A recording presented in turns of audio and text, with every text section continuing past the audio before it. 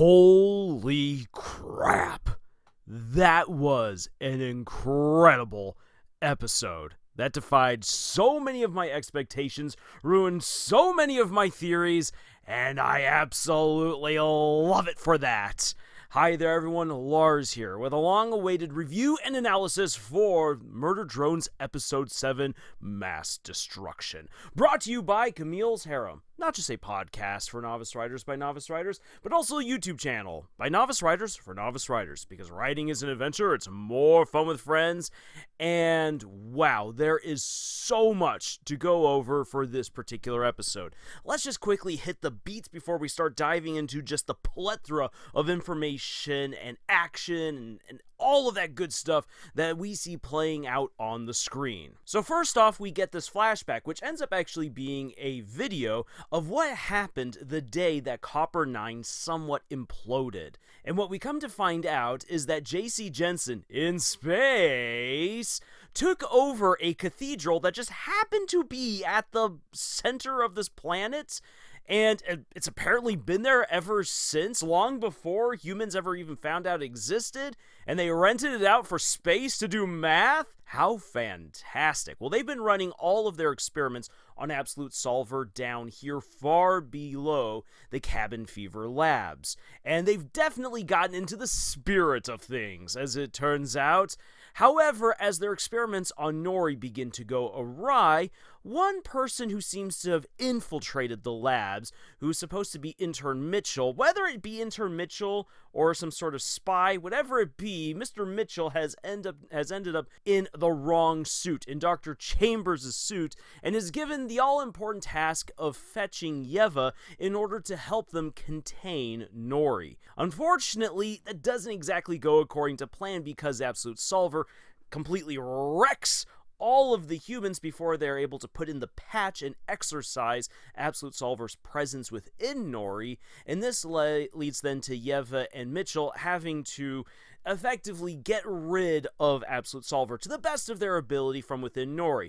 Though to be fair, Yeva's the one who's really doing the heavy lifting here. However, I will give Mitchell credit for realizing very early on that there was something wrong in keeping Yeva outside of the cathedral, so that way she wasn't in Absolute Solver's presence and either possessed or destroyed before it was time. The video comes to an abrupt conclusion where it seems as though Sin is going to skewer Mitchell with a MacGuffin right through the face, and we then pop on over to someone who is clearly Nori. Nori as a core. This actually right here confirmed one of my theories that cores were developed, that they evolve within a drone who is possessed by Absolute Solver. Turns out that her death is not quite as permanent as people had believed, and she's been down underneath the Cabin Fever labs trying to figure out some kind of way of dealing with Sin, as well as accumulating a whole bunch of patches that can be used then on other drones who might become infected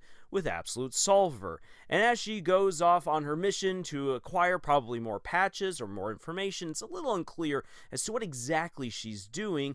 That is when Uzi, N, and Tessa end up at the bottom of the shaft after being severed from the cord by V. So all of this is extremely fresh, what is going on, and N finally snaps. We get this great moment where N just goes berserk and single-mindedly is trying to claw his way back to V, but it ends when Tessa and Uzi call on out to him, and he realizes, oh boy, I had said that Uzi shouldn't be using Absolute Solver. Now Uzi agrees that she shouldn't be using Absolute Solver. Perhaps we shouldn't be doing anything here, and he quickly realizes Tessa is at the end of her rope, and she is going to murder Uzi. So he steps on in to try to mollify things, but it clues in Uzi to the fact that she's going to get hurt. This mission is going to end with her dead if she sticks around with these two. And I really do like this twist right here. A lot of people were speculating that Uzi would find out that N was the one who killed Nori. Maybe he did, maybe he didn't. Nori does say that he does look somewhat familiar, but in any case, I like that it's not what really sets her off, but rather It's that she is put again into the situation where she could very well be destroyed by someone who she considered to be her friend. And since he's been working with Tessa, and there's a long history right there which she doesn't understand, Uzi reasonably has every inclination, every reason to fear that they are going to destroy her, hurt her, at least that's what she says, and so she hightails it on out of there after collapsing the tunnel. And this is immediately where, as someone who loves Tessa, I was like, oh no, what have they done to my poor Aussie girl? Because when N comes to, Tessa is obviously gone. If this was the Tessa that we were led to believe she was, she would have dug N out of the rubble. But she's gone. She's not there. Instead, N is greeted by the ghostly version of old V. This is diabolical right here because it's very clear that Absolute Solver is continuing to torture N through the people that he loves the most. But not only is she torturing N with this image of V, but she hugs N and gives him back some of his memories. The memories of when Earth was ravaged by the murder drones. And he gets to see that he was a part of destroying Earth. And Absolute Solver, through sin, makes it clear that N was necessary in both the destruction of Earth and now the destruction of Copper 9. She thanks him and then proceeds to drag him off to eat him because he has served his purpose.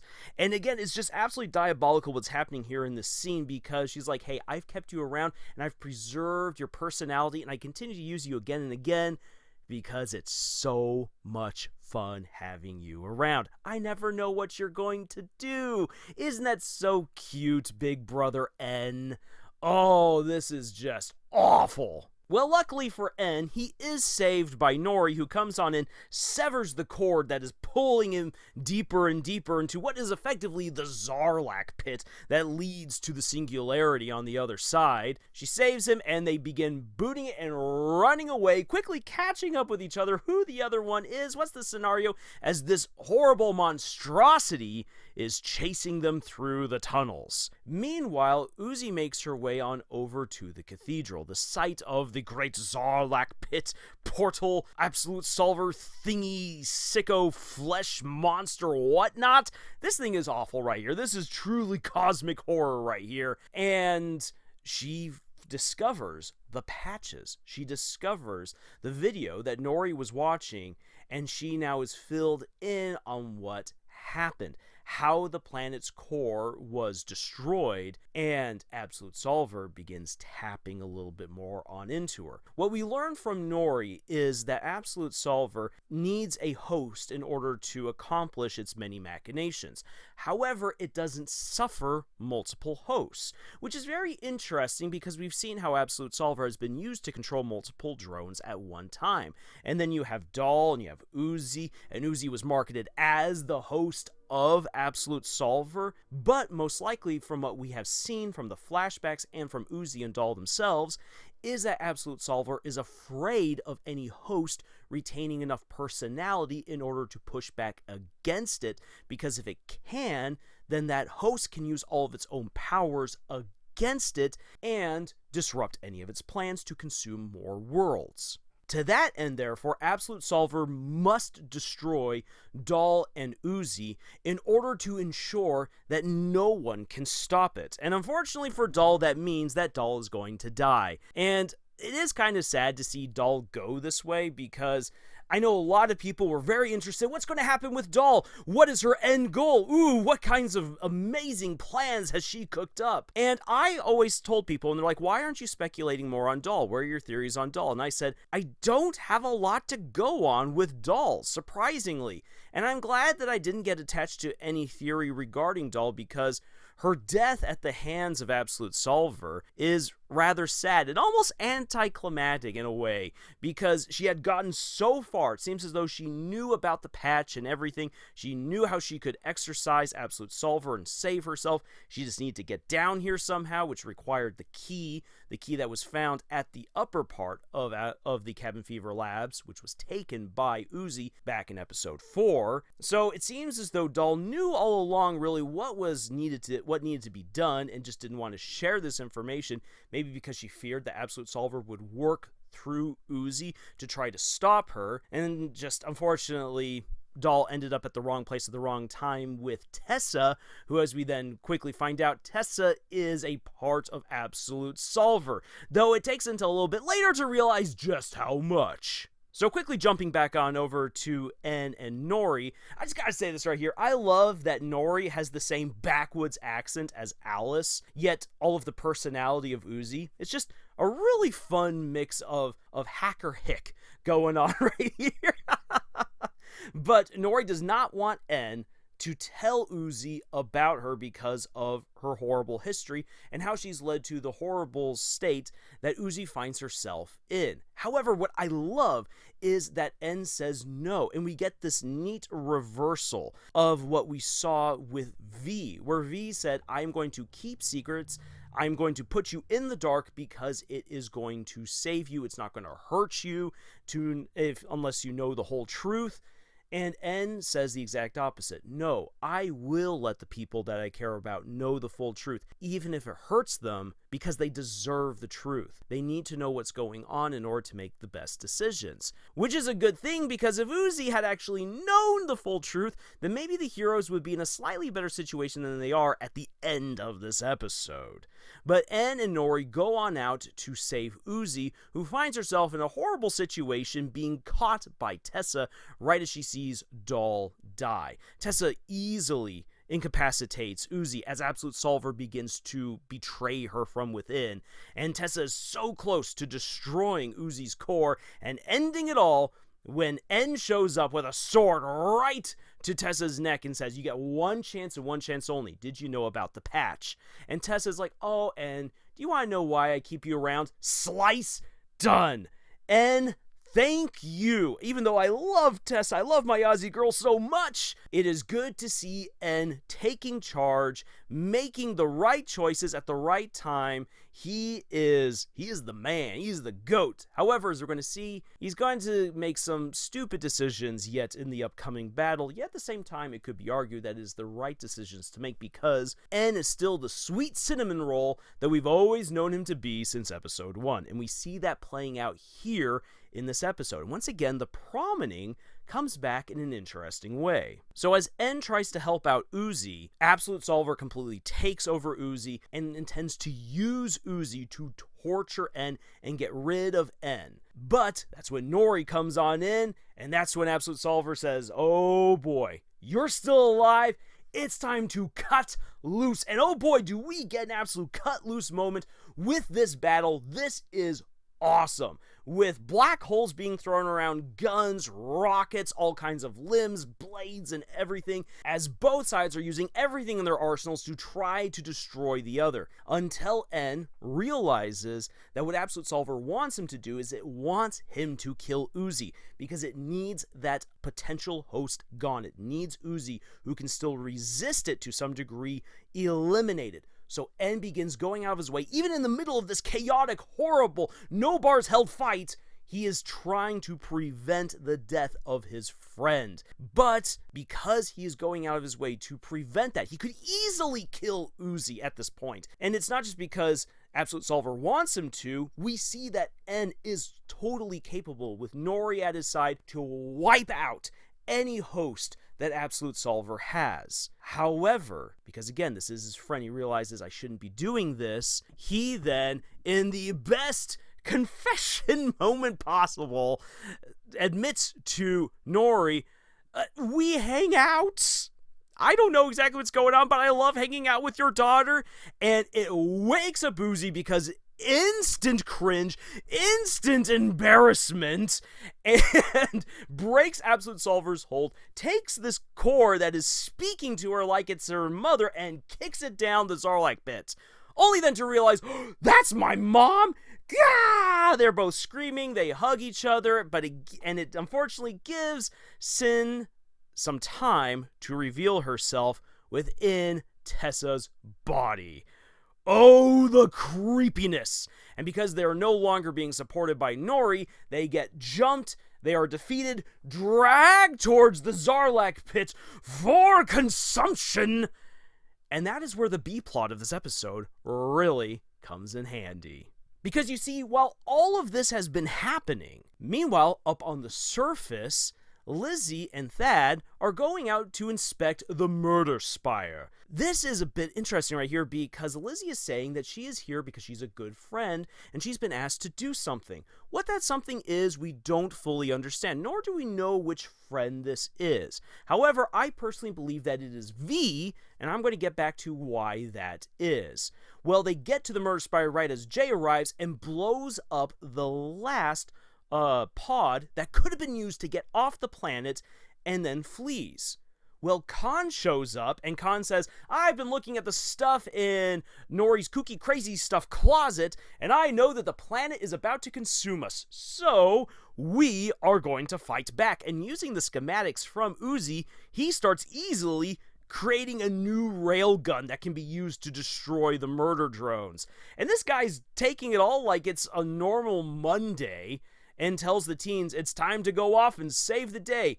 Jay has no idea what's about to hit her because literally she gets a bus to the face and she loses the keys to the last remaining pod and they fall down the shaft. And she then confronts Lizzie and Thad, who are armed to the teeth and ready to rumble. Well, Uzi sees the keys falling down the shaft as this hole has been blasted on open, likely to send a signal to Absolute Solver that now is the time to begin the final destruction of the planet. She sees the keys and realizes there is one chance. And N, with his ability to fly, with all of his incredible abilities, with his goodness, you know what? This guy deserves to live. I love him. He is capable. He can save the day. And so she grabs the keys. She severs his leg, which is being held onto by Absolute Solver, and throws him with her powers out of the cathedral along with the key, so that way he can make the final move to try to save whoever is left on this planet and to stop Absolute Solver. And she is then pulled through the pit and ends up on the other side, where Absolute Solver reigns as the great singularity, surrounded with the destruction of all the worlds and peoples it has consumed. End episode. Now, at this point, you might be saying, Lars, why did you bother going through all of those steps? I could have just watched the episode. In fact, all the time you've thus taken up so far is basically the episode, to which I say, yes, yes indeed. But it is important to go through all of these moments right here because some people might not have watched this episode and have been foolish enough to click on this without knowing what they're getting into, and everyone's got to be caught up with what's happening. And also, it helps me to ground us within the discussion that we are now going to have as we break down this episode. What this episode is really telling us by bringing all these different things together, as well as what kinds of writing advice we can now pull from it. So first off, in this episode, what we have right here is we have apocalyptic horror playing out. Each episode of Murder Drones is a homage to a specific subgenre of horror or to a specific horror movie. And at the end of this episode, I began to realize that really a lot of Murder Drones is actually a massive homage to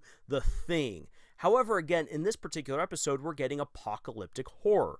Apocalyptic horror these days is mostly seen through the eyes of zombies are taking over, or something like that. But really, that's the zombie subgenre. Apocalyptic horror as a subgenre within the larger horror umbrella itself is really often more about how a religious cult or a religious figure or some great cosmic demon is coming to bring the end of times, or in some cases the angels are bringing the end times. In any case, it is usually something religious, as we see by the setting in the cathedral and by the MacGuffin being a cross. And within apocalyptic horror, usually the great entity that reveals itself to be the big bad who has to be defeated, otherwise the world ends, always shows its power over church and faith by destroying churches, by destroying religious icons, and it comes down to the heroes to find some kind of way to use its own power against it, to disrupt its rituals, or to find the one weakness that's deep within the beast in order to stop it. That is the general overview of most apocalyptic horror stories. And when we jump back to the beginning, we see a lot of that playing out right here. And I just have to say, Intern Mitchell really interests me, because we've seen how most humans in this show are stupid. Tessa seems to have been the only human with a good head on her shoulders, until Sin took it. Ugh. But Intern Mitchell, despite being a bit of a doofus in some cases, at least has enough awareness to realize that something's really wrong, and that's interesting. He could easily have been killed by the apocalyptic events of the core collapsing on Copper 9, but it makes me wonder if some humans hadn't figured out a way to get off the planet, or if there aren't other humans who realize that something's really wrong and have tried to outrun Absolute Solver. The reason why I say this is because if there is a second season, I would expect to find more humans, and then we would see what other kinds of crazy experiments humans have done to try to stop Absolute Solver. This was just kind of interesting to me right here to see Intern Mitchell. It could be a red herring for us to play around with, but I think it's still interesting nonetheless. And sticking with the beginning, this cathedral has been under the planet's crust since the beginning? That's really, really creepy right there. What kinds of odd shenanigans have some ancient cultures been up to on Copper 9, or maybe on other planets? Does this have any tie-in to the origins of Absolute Solver? We don't know. Again, maybe it's a red herring. But after meeting Yeva a little bit, we now know where Doll's personality has come from. And it's neat to see how the parents, the mothers, Yeva and Nori, how they've had an influence on their daughters. Now, jumping ahead a little bit to when we get to see more of Tessa/Sin/Absolute Solver messing around with N and torturing Doll and Uzi. This clearly solidifies that Absolute Solver as an entity loves murder, torture. It loves tormenting its victims. It doesn't just consume. It's not just hungry. The flesh doesn't just demand invitation. It likes to toy with its food before it swallows it whole. However, this is again something that I find very interesting. How Absolute Solver presents itself. How it uses and utilizes the personalities of those whom it has consumed. In this episode, it is using both Sin and V to torment N. Now, it doesn't just do this simply for pleasure, I believe, but also because since Absolute Solver does completely consume entire worlds and people, I believe that the singularity, Absolute Solver, also adopts a lot of elements of knowledge and of personalities. And as such, I think that what we see coming from its torment of N, where it's all like, I loved your personality and everything, I think that Absolute Solver, to a certain degree, actually loves N from the perspective of V, and loves N from the perspective of Sin. That this is, in many ways, its savior. It's the one who, he's the one who cleared the way for it to destroy 2 planets at least. Also, as far as Absolute Solver is concerned, from V's perspective, it's her lover. And then from Sin's perspective, it's Big Brother N, whom we can have so much fun with. However, all of these more healthy, positive perspectives have been absolutely twisted by the overwhelming personality, the dominant personality at the absolute center of the singularity, being the Absolute Solver, this cosmic eldritch entity which needs to consume in order to survive. And as we can see, it's been growing. That crazy eye, that yellow eye, has grown far bigger with all this other material now swirling around it than it had around Earth. This entity probably is seeking to become a grandiose black hole that could one day consume the entire universe into it, uniting everything into the singularity as Nori's nightmares made it out to be. However, and this is a little bit of speculation right here, I think that that's going to be the downfall to Absolute Solver. That all of these unique individuals, personalities, perspectives, cultures, and peoples deep within the bowels of this monster can still be recalled in some kind of way. As we see with the patch, if the patch is used on anything that Absolute Solver has taken control of, that the original host returns at least for a time. What I think would be very interesting, since we've seen that a patch, at least one patch, has made it through the Zarlak pit on over to the other side, that patch could be used on the planet or singularity itself. Or maybe another patch from deep below Cabin Fever Labs could be used on it. And imagine what that would be like if a patch were to be used on that massive monstrosity that Uzi finds herself facing, and suddenly all of the other entities within the Eldritch Abomination were to rise up for at least a moment and maybe tear it apart? This even taps actually into some of the science behind black holes. What if there was a way to actually break up a black hole from within? Because a black hole as at center is just this overwhelming force of gravity that warps the laws of the universe, but what if that center could be disrupted? It is believed, it's been theorized, that you could then shatter a black hole and send it flying all over the place into various pieces. Interesting theory. I don't know if that works. I'm not as much of a physicist as some other people are out there. But hey, this could be interesting to see Liam toy around with this theory as far as destroying Absolute Solver goes. And all the elements for destroying Absolute Solver are now on the other side of the Zarlak pit. Now then, let's turn our attention to some more controversial topics within the Murder Drones community in regards to what we saw here in this episode. Number one is this. I am very certain now that we are getting V back in the next episode.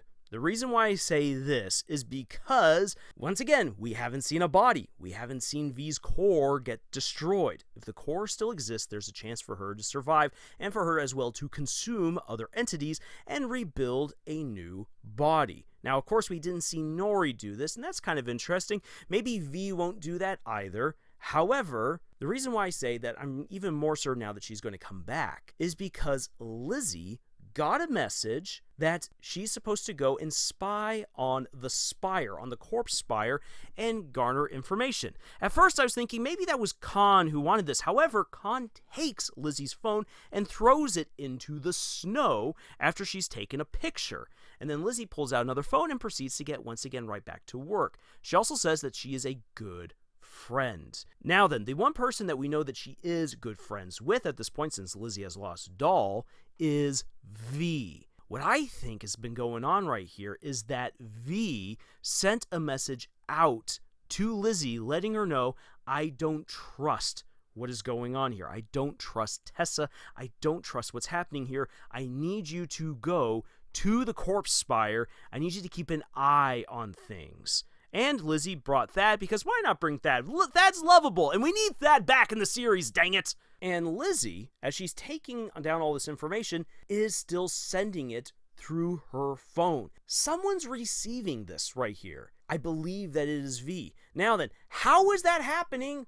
I don't really know, especially since we know that a lot of the instruments and programs within the Cabin Fever Labs are set to not be used by drones. But since we've got cell phones around here, what if V has a cell phone? I mean, she's been communicating with Lizzie in the past. Again, going back to the promening, it's interesting how many little hints we have from the promening about relationships and understandings and everything right here. Like, how did V end up becoming good friends with Lizzie, other than, of course, we know that she cut herself free and went out and found them, but they were spending a lot of time together. And maybe a great way for them to meet up was that Lizzie gave V a phone in order for V to contact her. So I think that they're communicating via phone, and that V is therefore apprised of what is happening, what the situation is, and V, as we know that she's going to do because she's a fantastic murder drone, is now coming up with her own schemes to help out behind the scenes. Now, this is a little bit sad for all the fans of Jay who are like, yay, Jay is back, and it looks like Jay's about to get blasted again, but I think, and this could be very interesting what happens, I think that Jay does not know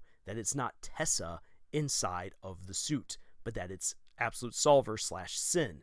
And should that knowledge be revealed to Jay, Jay is going to go ballistic. And I think that there's a very real possibility of that happening. Now, that actually takes me to something that I thought was very interesting that we got in this episode. This episode revealed that everything about J.C. Jensen in space that has been told to us since episode 1 has almost all been a lie. Other than the fact that they built the drones and that they were responsible for helping to colonize these other planets, everything about them developing the drones has been a lie. That they were sending all of these pods out was a lie. We know it wasn't them who sent the drones, or sent Tessa now, because that's a lie. It was obviously Absolute Solver. And we now know that it hasn't been them cloning the drones. It has been Absolute Solver all along. So, this is a little interesting right here. Why? Why use J.C. Jensen as a cover? Well, it makes sense for a couple of reasons. And actually, the first reason is that it's personal.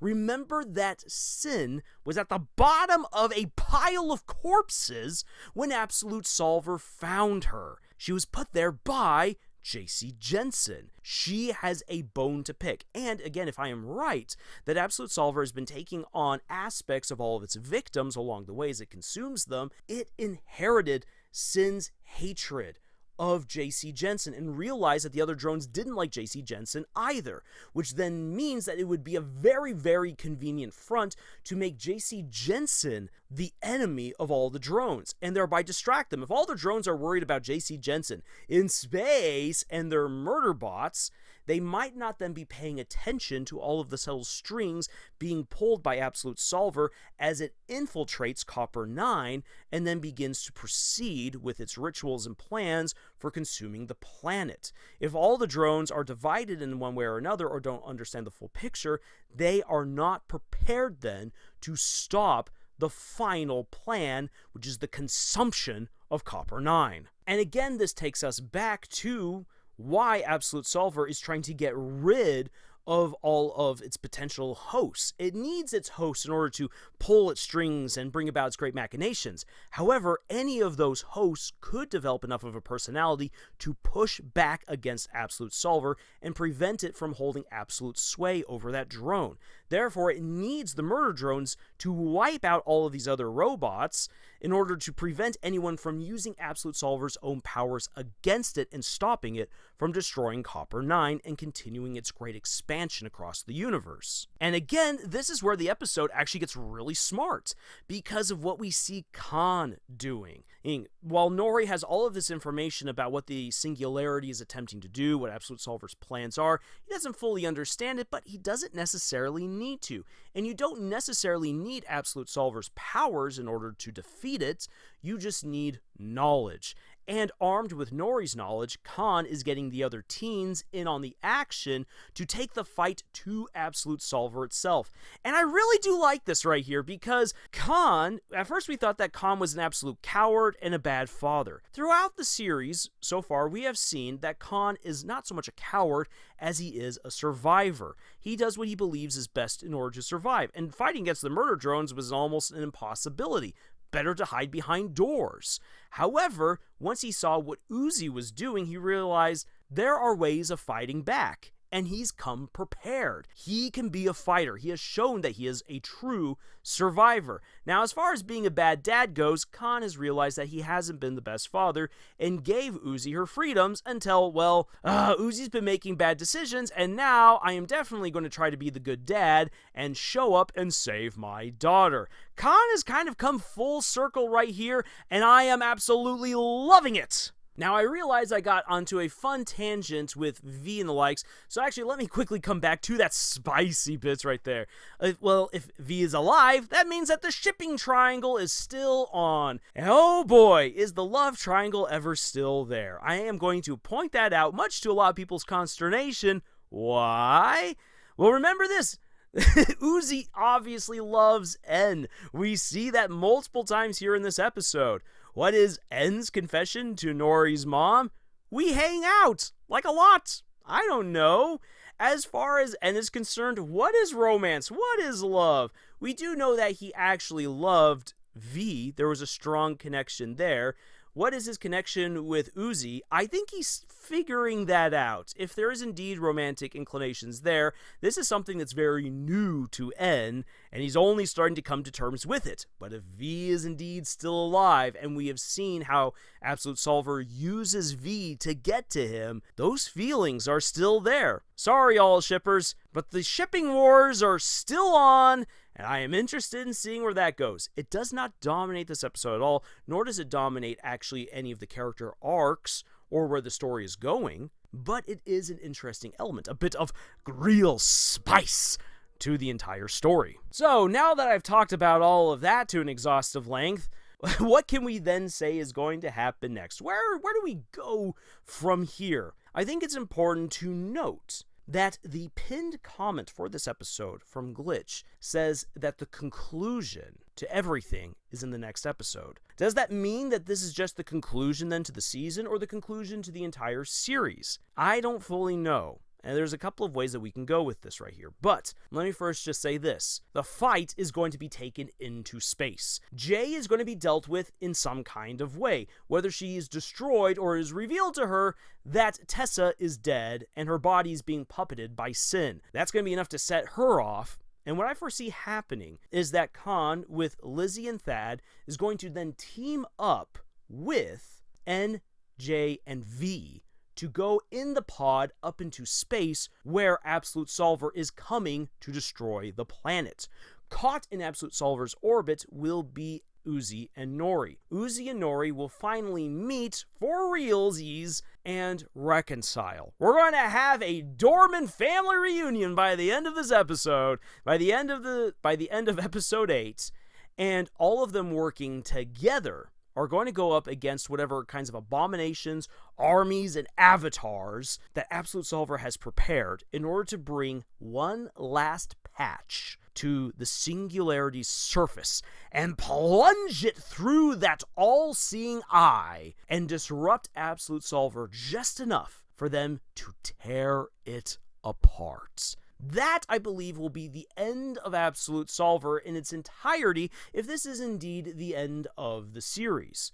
However, if it's just the end of a season, what I see happening is that Absolute Solver will be disrupted and flee, shedding much of its body and much of its army that's left behind, leaving Copper 9 in a bit of a lurch. Where then in the second season, the heroes realize that in order for them to truly save Copper 9, they will then have to take this fight into space and hunt the Absolute Solver across the galaxy. That's what I believe would happen within a second season, based off of what we've seen here in this episode. However, at the same time, everything is set up for one final showdown to destroy Absolute Solver once and for all. I hope, though, that this is not the route that this goes, not just because I love Murder Drones and I want to see more seasons of it, but because there's no way that Liam Vickers, within one more episode, can wrap up all of the loose ends that are still there. For instance, we still need to know what's been happening with all the other humans. Again, and Intern Mitchell seems to suggest that there were smart enough humans who could have survived what Absolute Solver's been trying to do. There could be other humans out there, and that'd be interesting to see what's going on. What about all of the occult stuff? Has this just been an aesthetic, or is this really actually all part of a greater plan, some of the rituals that brings Absolute Solver to its victims? We don't fully know. Furthermore, while N has shown progress in this previous episode, there's still more to his personal arc that needs to be explored, and I don't know if it can be fully explored with one more episode. I would like to see N progress more and not just be the unchanging protagonist, which is a shonen trope, and Liam loves his anime tropes, and I'm not sure if this is exactly a trope that I would like to see. I'm not exactly sure, so we'll have to see where it goes on from there. There's obviously still a history to the destruction of Earth that I would like to know more about, and if you bring back V, there is still more than that you could do with her character arc. And then, of course, there's the Dorman family reunion. What are you going to do with Lizzie and Thad? What's going to happen to Copper 9 after all of this goes down? There are so many loose threads that you can't just simply wrap up in a 20 to 25 minute episode. you would need more time. And while a story doesn't need to wrap up all of its loose threads, I mean, just look at Gravity Falls.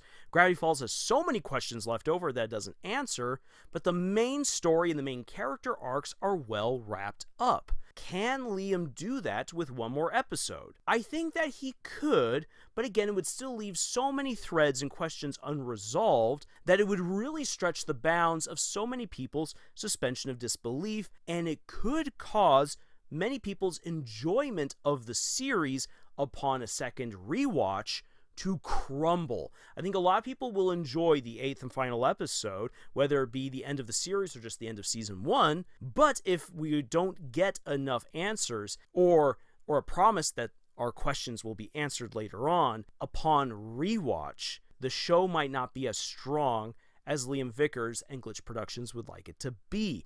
That is a real danger with this kind of storytelling. And I will say all of this to my fellow novice authors and professional writers out there. Aesthetic is fine and everything, but the more that you use certain kinds of aesthetics, like all of this occult stuff and whatnot that's been in the background of Murder Drones since the beginning, you want to make sure that it's not just simply there as an aesthetic, as dressing, because otherwise people then feel like you didn't really take it seriously, and they get upset at having all of these red herrings thrown at them. I hope that Liam Vickers does reveal a little bit more of the occult and how it all ties into Absolute Solver and its dealings in future installments. But one thing that I will also point out to all of my fellow authors is this: the power of miscommunications. Because coming back to the confession that N has that snaps Uzi awake, where it's all like, we hang out together a lot. I don't know.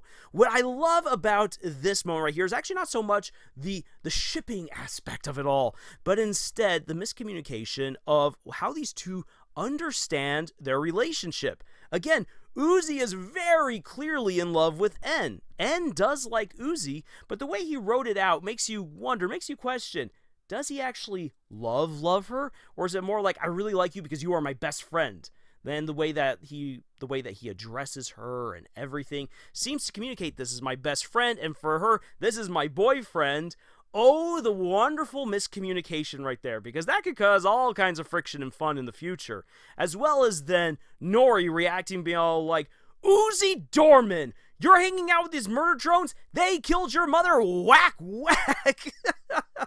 Without fully understanding what the relationship is between them. The miscommunication in that one moment holds so much personality, holds so much potential, and so much history. Miscommunications are some of the most fun things you can write, but it's also one of the hardest things to fully execute, because you need to have an understanding of every character who's misunderstanding the other, and you need to be able then to track the trajectory of their choices and those consequences, all based on that miscommunication. Which is why I say that the shipping wars are definitely still on, because if V does show up again, there's all kinds of fun and crazy that can come out from the misunderstanding in this one scene. So again, I'm really hoping that we get a second season, because you can have so much fun with the consequences of, again, just that conversation alone. Miscommunication can be a powerful tool in your writing. You don't always have to have your characters understand each other. In fact, sometimes having that misunderstanding can be a whole lot more fun. Now then, this video has waxed long and poetic enough. Holy cow, but there's still obviously so much more to say. So, when this video drops, you will have an invitation to join us for a special live stream where we will be discussing this episode in detail. Come armed with your observations, with your theories, what you have learned, what you picked on up, and we will discuss that further. However, maybe I should rethink that particular invitation, because I'm putting it here at the end of the video. Not everyone always makes it to the end of the video, but if you did make it to the end of this video, thank you so much for joining us on this particular romp through a horror that we call writing. Man, I love Murder Drones. I love talking about it. There's so much to say, and this particular episode had so much to dig into. Again, I can't address it all here in one video. Otherwise, this video would be like 2 hours long, and that's more live stream material. So we'll be doing that instead for a live stream. If you want to be a part of that, please make sure that you've subscribed to our channel. But if you would especially like to support what we do here at Camille's Harem, checking out the books that we've published is always really great. We would love to hear back from you, what you think about the books that we've published. We crave your reviews. It would help us out so much in improving our own craft. But otherwise, thank you so much once again for joining us on this incredible adventure. And until the next spooky video, y'all, tschüss. What? We did not discuss being gross and... That was your mom! What? Oh yes, get snuck upon.